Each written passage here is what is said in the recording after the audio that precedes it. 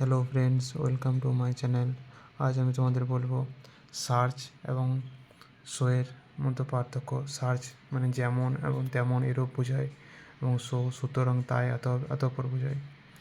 Search একটা adjective এবং এটি নাউনকে ফ্লো করে। যেমন search boy disturb the class. Search এখানে অ্যাডজেক্টিভ, তাই তারপর নাউন, প্লুরাল নাউন বসছে।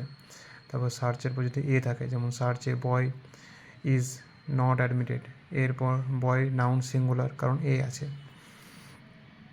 So so act as adverb, তাই অ্যাডভার্ব আর অ্যাডজেক্টিভকে বিশেষিত করে।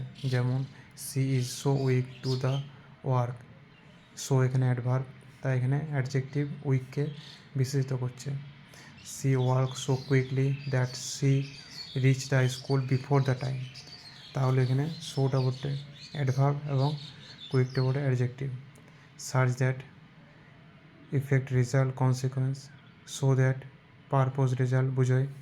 তাহলে সার্চের সাথেও দ্যাট কনজাংশন বসে আর সোয়ের সাথেও দ্যাট কনজাংশন বসে, কিন্তু দ্যাট কনজাংশন বসে কী বোঝায়? সার্চের সাথে দ্যাট কনজাংশন বোঝায় বসে পড়ে ইফেক্ট রেজাল্ট বা কনসিকোয়েন্স বোঝায়।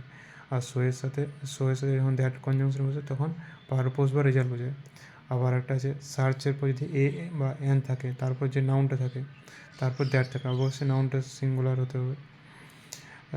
শো এর পর অ্যাডভার্ব বা অ্যাডজেক্টিভ যদি থাকে, তারপরে দ্যাট কনজাংশন থাকে। তাহলে এই স্ট্রাকচারটা তোমরা বুঝতে পারছো।